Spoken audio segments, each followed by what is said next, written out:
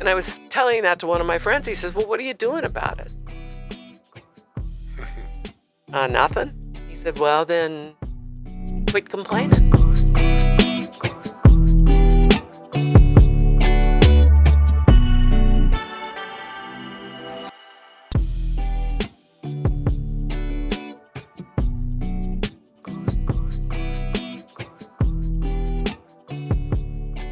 Well, hello and welcome back. I'm Robert Schein with my co-host Madison Evans. Hello, Madison. Hi, Rob. How are you doing? I'm doing great today. Really excited for our special guest. I know you're going to give us a little bit of background and tee it up for us. Yes. But we're on season 2 right now, episode 9. So why don't you tell us who our special guest is going to be today? This season, we're celebrating the remarkable female leaders shaping the world and driving meaningful change in our community. Today, we're honored to have a very special guest who plays a pivotal role in steering the future of our city, the Mayor of Palm Desert, Mayor Jan Harnik. From championing local initiatives to tackling pressing challenges, the mayor's office is at the heart of everything that keeps our community thriving. In this episode, we'll dive deep into her journey to leadership, explore the vision she has for our city's growth, and get her take on the topics that matter most to you. Madison, wonderful intro. I'm really excited to invite Mayor Jan Harnik into your chair. So we're going to have you swap out with the mayor, but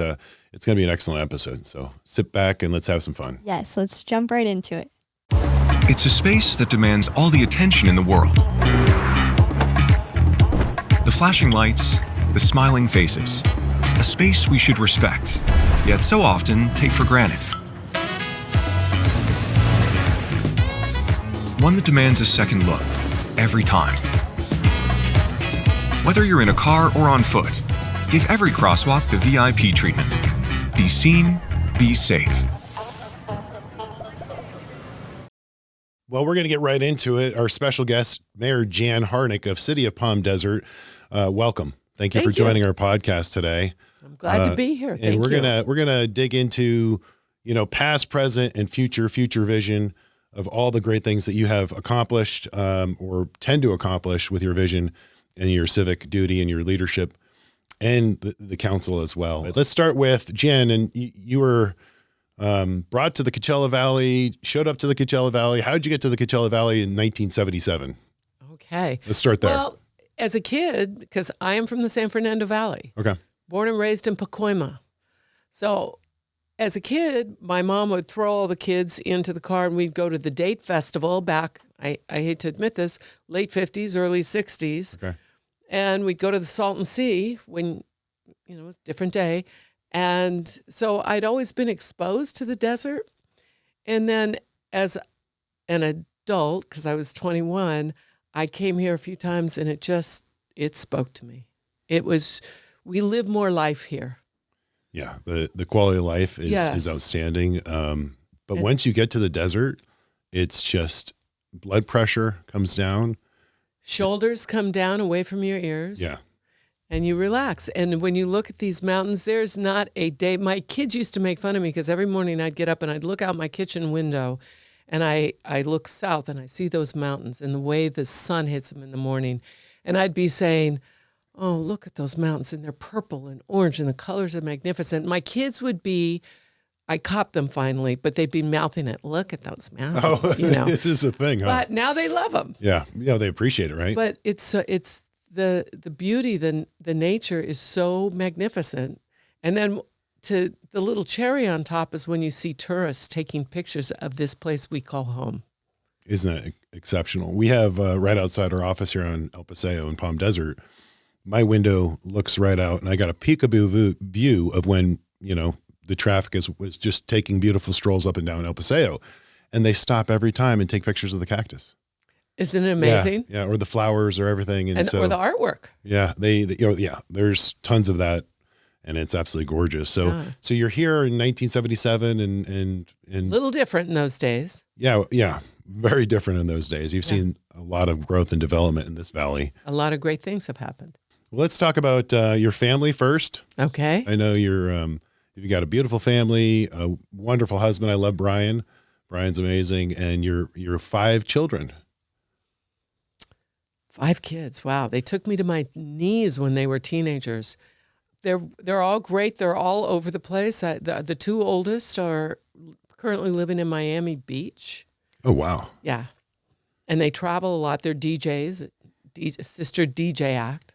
That's pretty awesome. Then our next is Erica. She lives in Sacramento, and she's a legislative director for a wonderful assembly member. Then one of our daughter, Rachel, is a dog handler at the National Lab, which we used to call the Nuclear Lab in Los Alamos, New Mexico. And she makes sure that there's no bomb-making equipment going in or out of the National Lab. Wow. It's pretty cool. She has some level of top secret clearance. I don't know right where she is, but I'm pretty sure none of us in this room could get it. Yeah. I mean, that's just off the cuff.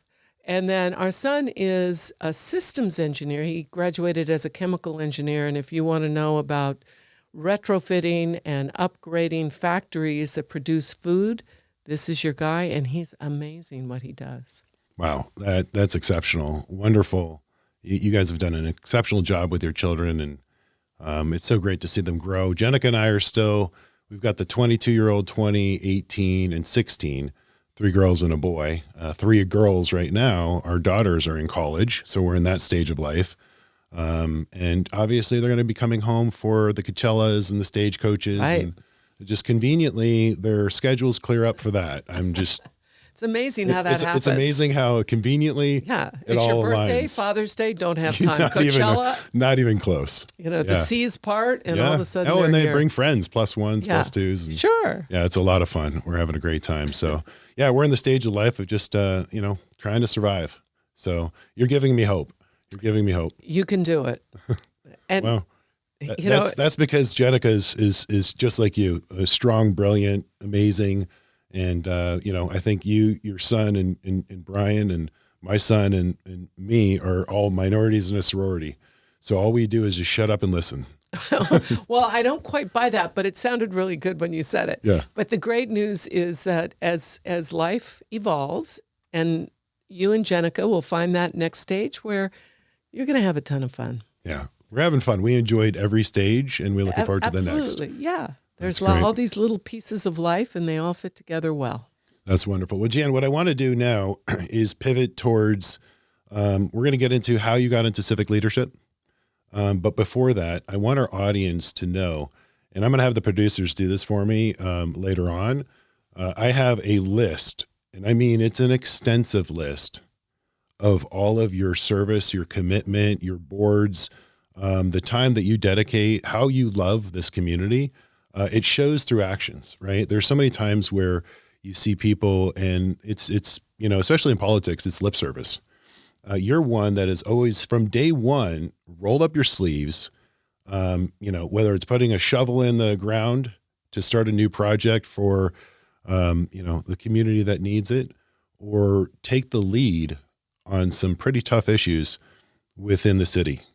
And then less lip service, more listening. Yeah. There's but rolling up the sleeves and doing it. Yeah, so you I want to gotta really do it. pay attention to this list right now. I don't even know if we have to keep scrolling. So the producers are going to have to figure it out.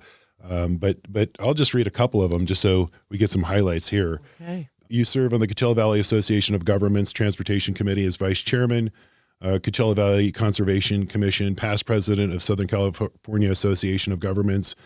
It just keeps going on. And I'm not trying to take away from any of this. California Council of Governments, first vice president in Riverside County Transportation Commission. I mean, there's a budget implementation committee, audit committee, executive committee. Obviously, you're representing the city of Palm Desert on the executive committee, the Greater Palm Springs Convention and Visitors Bureau. And what I love about this is you're also a lover of arts and education. And you're proud serving member on the McCallum board. And the McCallum's so special to us here as well. But, It is such a gem. How do you have time to do it all? You just do it. and if you make the commitment, you've got to do it right. And understand that, yes, I represent Palm Desert, but Palm Desert is a piece of a bigger puzzle. Yeah. And if we get so parochial that we only look at Palm Desert, we're going to miss some really important opportunities. And if we look at Highway 111 or we look at the 10, it doesn't stop and start at Palm Desert. We're part of a big picture, part of a regional approach. And when you talk about Southern California Association of Governments, and from now on we'll just call it SCAG, Okay. no one knows what they do, but it is all of Southern California. And it was such a privilege, and I was president of it for a while, and that is a huge privilege and a huge opportunity for the Coachella Valley. We have to be part of the bigger regional efforts if we're going to serve the Coachella Valley well. And SCAG is all about working on transportation now and for the future. Because if we don't fix the roads, what are we going to do? Keep adding lanes onto our freeway? That's really bad land use, and it is not efficient. It's not effective. So we look at how we can make more efficient land use. And I'll give you a couple eye-glazing over fun facts. 40% of all the goods that come into the United States come into the San Pedro Bay ports, which means Long Beach and Los Angeles. 40% of those come through the Inland Empire. Oh, wow. So if we don't make sure that we have good transportation opportunities in place, we're going to have a mess. And we see a little bit of it when we have Coachella. It calls our attention to the fact that this is not going to work forever, what we have. So SCAG works on those big pictures, those regional efforts, and we have to pay attention to that. And it also works on the sustainable communities. One of the things you were saying about here we are on Palm Desert, on El Paseo, we can walk to where we need to go. We need more of that. We need to build our cities for people, not for cars. Yeah. So there's a lot of that. So those are great opportunities. And when you get to pull back and look at the big picture and see how important it is that we work at things at a regional level, you understand that we have to work with our neighbors. And we're always stronger together. And when the Coachella Valley, in particular, when we come together, all the cities, the 9 cities, and we work together, we have a voice then.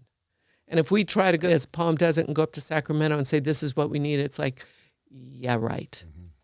But if we come together as 9 cities, as the Coachella Valley, whether it's the Coachella Valley Association of Governments, which is CVAG, or whether it's RCTC, which is Riverside County Transportation Commission, we need to come with a bigger, louder, more significant voice to get the work done that we need done. I think it's brilliant, and I love your approach to how you view the bigger picture and the vision, but more importantly, you're not just, you're connecting the communities and the agencies and more, realistically building bridges, right? And making certain that right. We're coming together as a community and working together as a partnership to get, this just to be a beautiful place, but it's preserved and it's done thoughtfully. I think that's what we see a lot of in your great work, a lot of thoughtfulness and visionary approach to not only today, what we need today, but more importantly,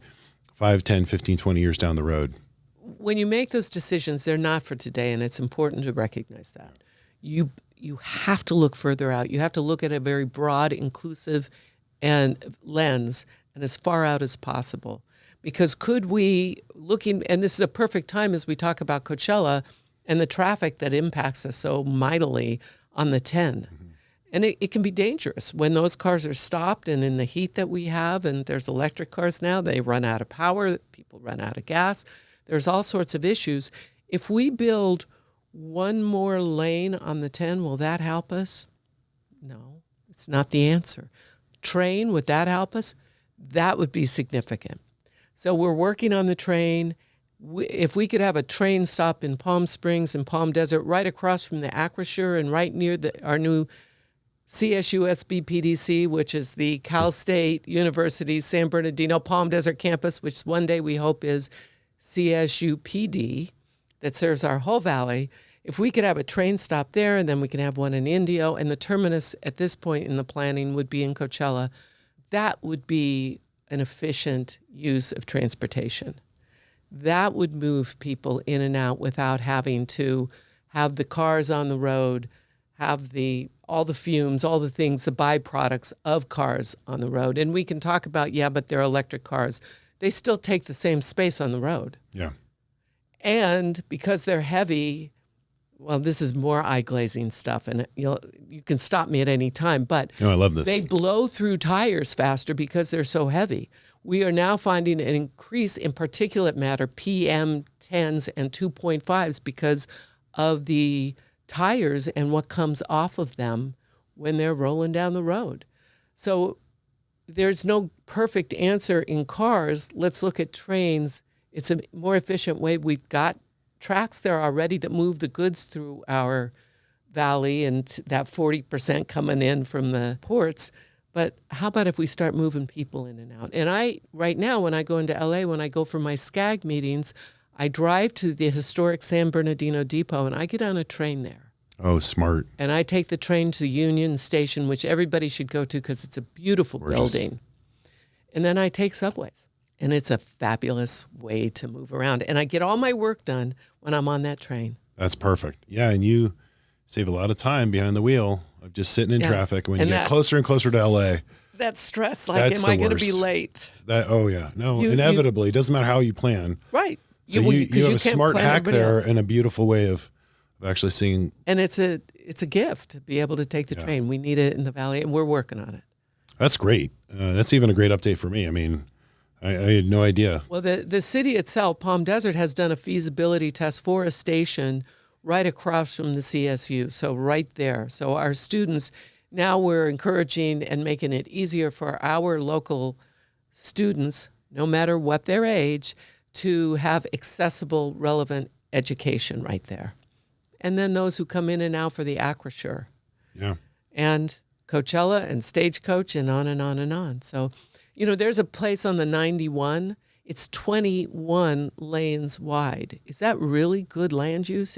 We don't want to do that to our desert. So let's look at what are realistic and viable opportunities and options. That's wonderful. And I always know that you've been a big champion of preserving our community views and keeping this, building's great, but we have to build smart, but also preserve what we have.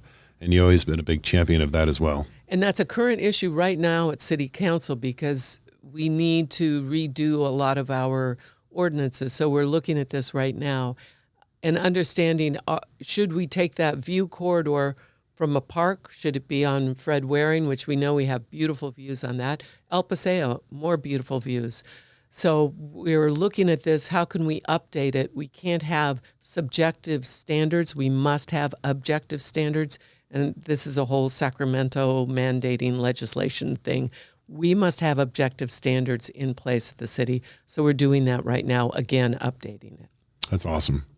Well, let's get back to, not only are you excellent at what you do, but how did you get into that role? How did you get, is there a story behind the raising my hand and I want to just jump into civic government?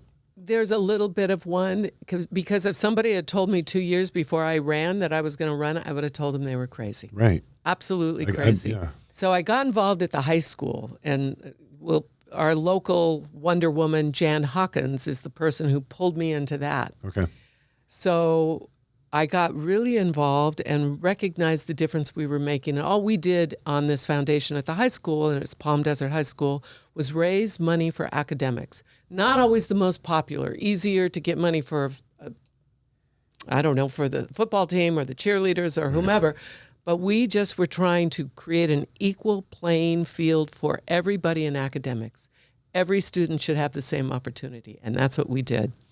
So I was really interested in that. And there were some, what I viewed as not the best way to spend taxpayer funds at the city. And I was somewhat aware, not as certainly as keenly aware as I am now.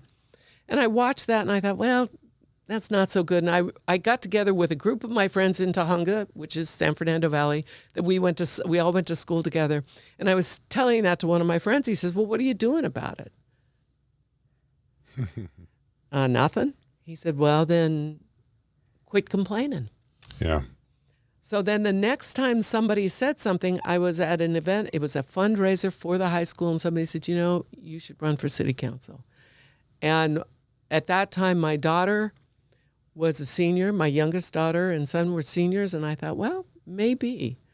And then actually I started learning more and getting deeper into it and realizing, yeah, I want to do this. And to motivate me, a couple people actually laughed at me. And I said, thank you for the motivation. I will work harder than anybody else.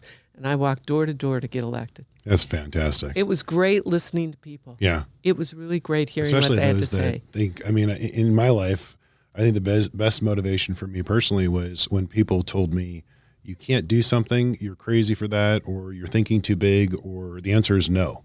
When somebody says no, that is for me, I'm like, okay, I'm going to roll up my sleeves and work triple overtime because I believe in it. And I love to see those stories play out when somebody told you no, and you're like, and somebody said, well, what are you going to do about it? Yeah. Right. That was a friend speaking. Yeah. Yeah. What are you going to do about it? And they want you, they know that you're the right person for the job, but they just needed that little extra encouragement. Well, and this is somebody I've known since kindergarten who said that to me. But no is the lazy man's way, or lazy person's. I guess we're not supposed to be gender specific with this. But no, it's easy to get to no. Then you're done. Yep. Getting to yes, it's worth getting there. And again, you have to, there's so many paths that can be taken. And it's also one of those things where you have to be able to build bridges, work together, believe in yourself when nobody else does, and just continue to have that internal mindset and that voice that will keep you, and then also surround yourself by those that will support you, your community of support, your network of support. David's going to like that. You like that, how I got all my 7 keys in there? So we have 7 keys to financial wellness, as you know, but one of them is the mindset. And you have to get those people who support you and give them permission to give you feedback. Let them know you value and welcome their feedback. And it's important to go into people that you respect and let them know that, because you respect them for a reason. And at least you have the discussion. You may wind up at a different spot, either of you, but you had the discussion and everybody knows that they're safe in giving you feedback. Is a gift. So remember to allow people to let them know that you value and respect their opinion. You want to hear it. I personally love, more than anything, it's the negative feedback. It's the, how can I do this better? What do we need to work on? Because, positive feedback, that's wonderful. That's also obviously water and oxygen. And as humans, that's important, but you don't grow from that. I absolutely agree. And even at my city work and at any organization, I make it clear to the people with whom I work, please, I need your feedback. If you see me going in a direction that doesn't seem to be productive for what we are attempting, please tell me. Pull me back and let's have the discussion. I may tell you why and you may go, okay, that makes sense. Yeah. Or I may tell you why and you're going to tell me, let me tell you why that doesn't make sense.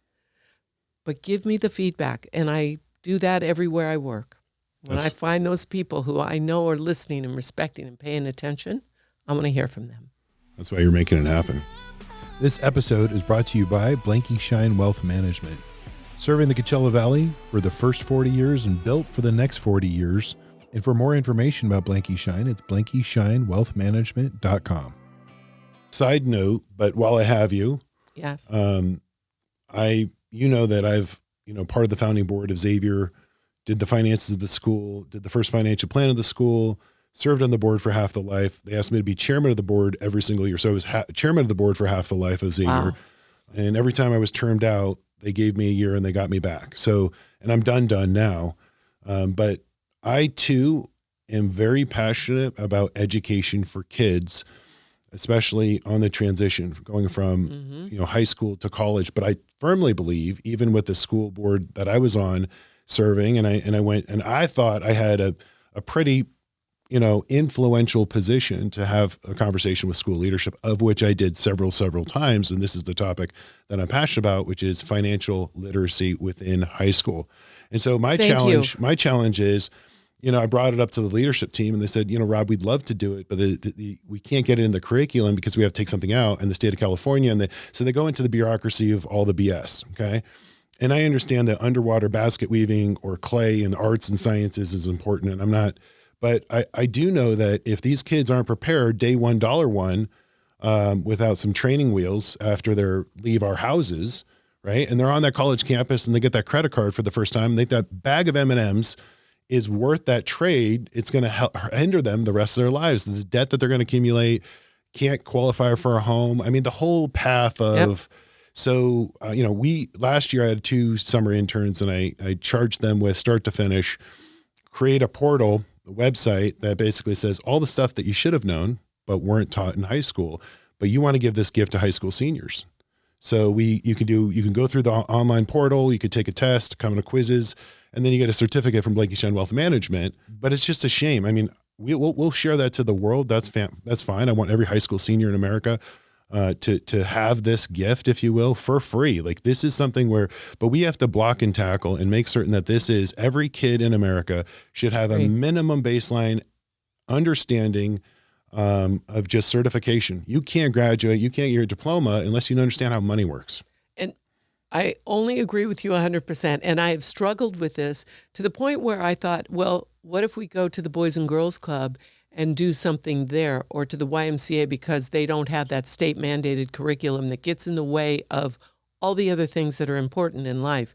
And I do believe that check writing, that it's gone by the wayside so much, has created an environment where people don't understand they're spending money when they just give plastic. Oh, yeah. And when you sign a check, you're signing a contract. And it's more real that you're spending money than when you're just handing a card. And when I say to my kids, you've got to balance your account every month. Well, I don't know. I know about what I have. I said, yeah, but banks make mistakes too. Great advice. You're responsible.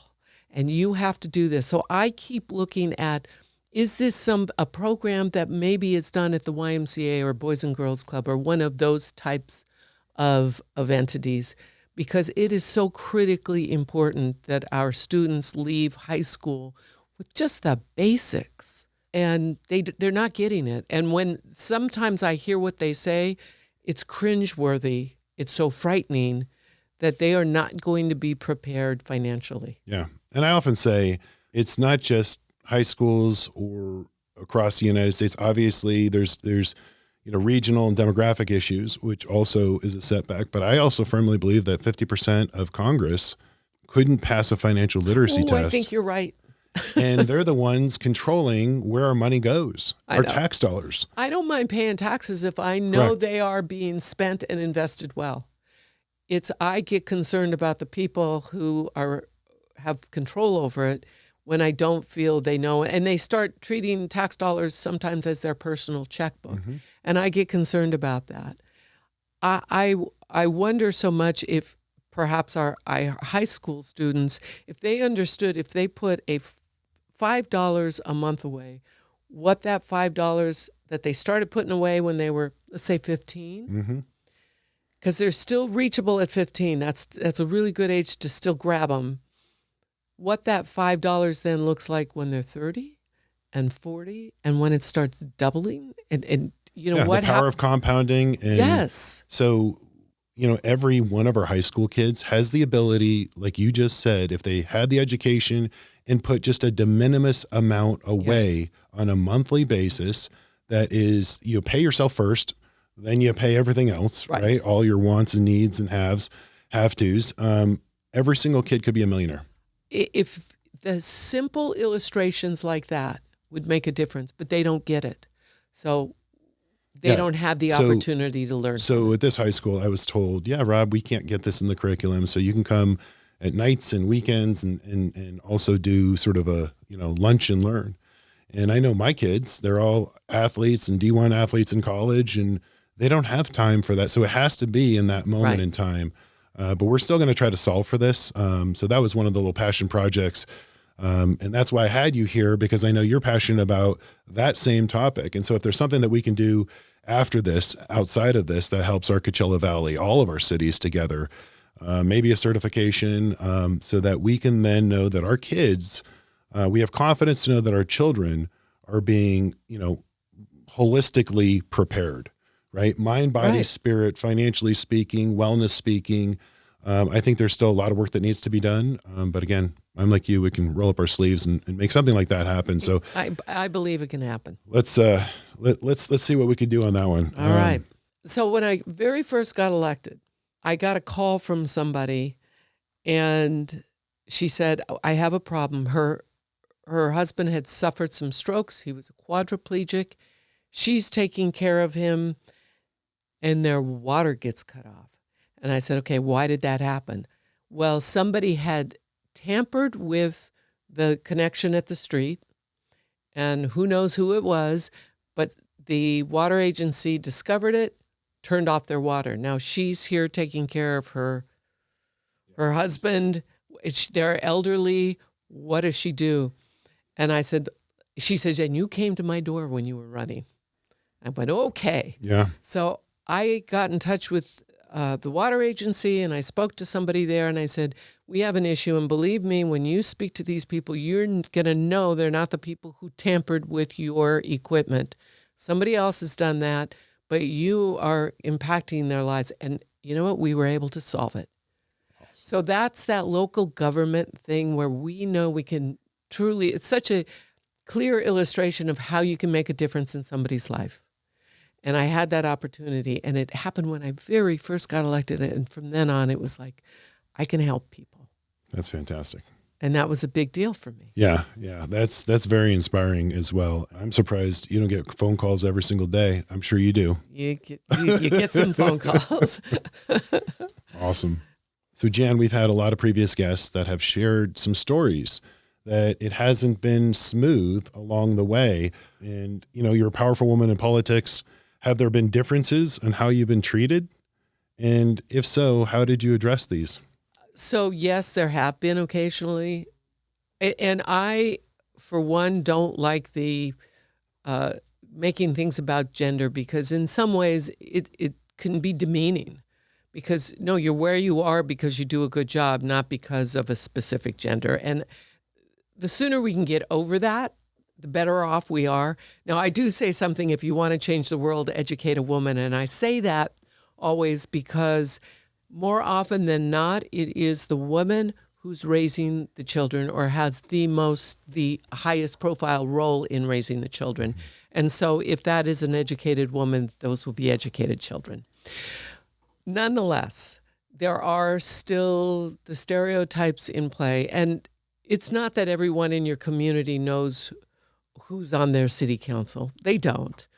So I'll go someplace with my husband, and somebody will say, I want to introduce you to the mayor of Palm Desert, and they will inevitably put out their hand to shake hands with my husband.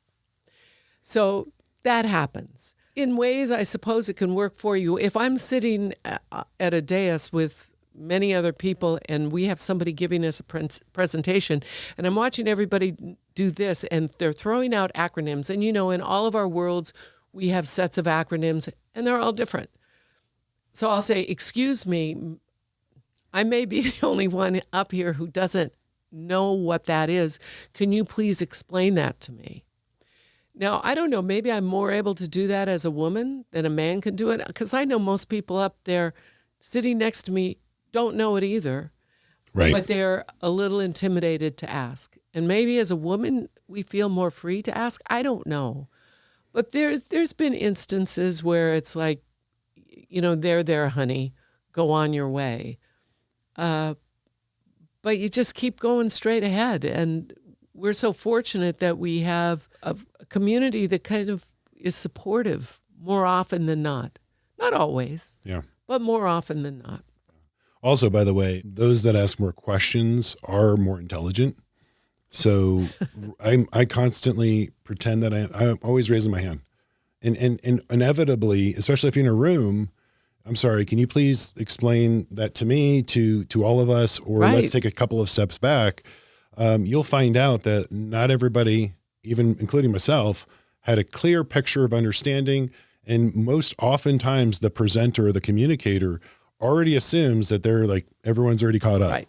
And that's generally the case. And there's nothing wrong with asking questions. Now, you do have the people who, when they say, are there any questions, and they make a large statement and then put a question mark at the end, because it's not a question. It was an opportunity to be looked at and heard. And it's counterproductive. And those are unfortunate and disappointing moments. But when you have people who are asking good questions and it gives everybody in the room a chance to learn and to be better and to be more effective at what they're doing, those are great moments. That's excellent. So for those young minds that are looking to you, to others in civic government, or even just in entrepreneurship, or as a mother, as a spouse, for inspiration, what advice would you give?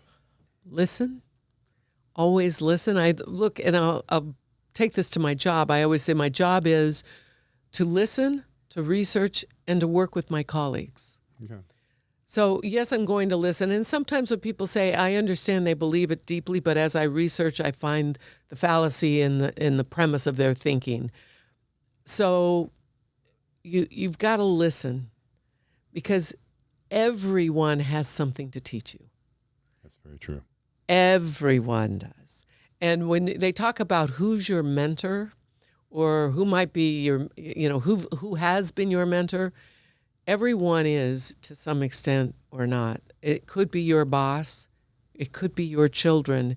It could be the person who gave you change that morning when you purchased something.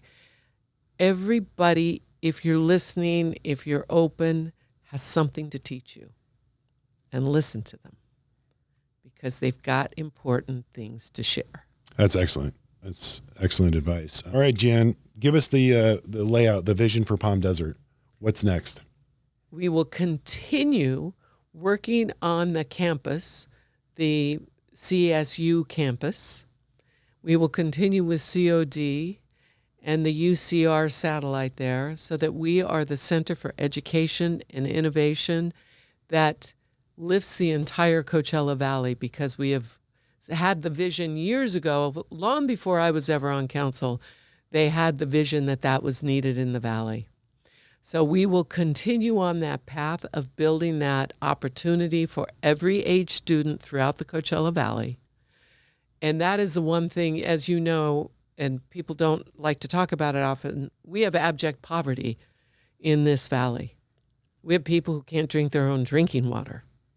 So if we want to lift everyone, it's education. And I say education is the salve that heals all of society's wounds. And we need to heal those wounds. And through education, we can do that. So we will be the center for education and innovation. We will have wonderful businesses, entrepreneurial. We have a great entrepreneurial center right now that is a partnership between the city and the CSU. And it's right there off of Cook. So we will continue on that pathway and keep building that. We will have a train station, and we will have to fight for that train station, but we're up to it. And we will have better housing, homes, and opportunity for every member of the Coachella Valley. And every visitor will be glad they came here. There's no question about that. And that's an exciting vision. And we're just so pleased and blessed to have you at the helm, leading the way with all your constituents and making things happen. So, Jan, I want to say thank you today. Thank you for your time. I know you're very busy, so to spend time with you is very important. And I think our community learned a lot and hopefully are inspired as well from such a great leader in the Palm Desert area. And this is amazing. If you haven't been to Palm Desert, in the city of Palm Desert, it's exceptional. There's a Chamber of Commerce day every single day. There is. And the mountains, when they're snow-capped, we're blessed to live here. And when you talk about the McCallum or the living desert, Yeah. we have such amazing amenities here. So Well, we're not going anywhere. appreciate them. No. And thank you. By the way, the reason the community is great is because of our community members and all they do. And thank you for all that you do. You mentioned just a little bit of what you do, and thank you for that. My pleasure. Jan, thank you. Thanks. Madison, that was a phenomenal interview with the mayor. We were so excited to have her here. She didn't disappoint by any stretch of the imagination. The city is super bright, especially in her hands, not only from her history, her career, everything she just shared with us, but her vision moving forward. So I'm more pumped up now than even before with all of her accomplishments. And I can't wait to see what she's going to do for the city, bigger and brighter for the city of Palm Desert. So yeah, that was a great episode. Why don't you just take us right into some of our closing quotes? Yes, as always, here are a couple quotes. The first is by Margaret Thatcher. If you want something said, ask a man. If you want something done, ask a woman. Very true. Our second quote is by Eleanor Roosevelt. Great minds discuss ideas, average minds discuss events, small minds discuss people. And we have a very special quote by Mayor Jan Harnik, and it reads, "We don't love our community because it is great. Jan says our community is great because we love it." And thank you everyone as always for listening. Please like and subscribe and share the episode to people you think would also love it. And come back for another exciting episode. And to our community, I'm teasing our next episode, episode 10, with Babette Perry, who's the head of broadcast at Innovative Artists Agency. This is not to disappoint once again. So we're excited. Please look for that one too. Yes, you won't want to miss it. This podcast is brought to you by David Field Producer. It is produced and directed by David Field and Kristen George. And its mix, edit, and socials by Kristen George. Blanky Schein Wealth Management is a group of investment professionals registered with Hightower Services, LLC, member FINRA and SIPC, and with Hightower Advisors, LLC, a registered investment advisor with the SEC. Securities are offered through Hightower Securities, LLC. Advisory services are offered through Hightower Advisors, LLC. This is not an offer to buy or sell securities. No investment process is free of risk, and there is no guarantee that the investment process or the investment opportunities referenced herein will be profitable. Past performance is not indicative of current or future performance and is not a guarantee. The investment opportunities referenced herein may not be suitable for all investors. All data and information referenced herein are from sources believed to be reliable. Any opinions, news, research, analysis, prices, or other information contained in this research is provided as general market commentary. It does not constitute investment advice. Blanky Schein Wealth Management and Hightower shall not in any way be liable for claims and make no expressed or implied representations or warranties as to the accuracy or completeness of the data and other information, or for statements or errors contained in or omissions from the obtained data and information referenced herein. The data and information are provided as of the date referenced. Such data and information are subject to change without notice. This document was created for informational purposes only. The opinions expressed are solely those of Blanky Schein Wealth Management and do not represent those of Hightower Advisors, LLC, or any of its affiliates.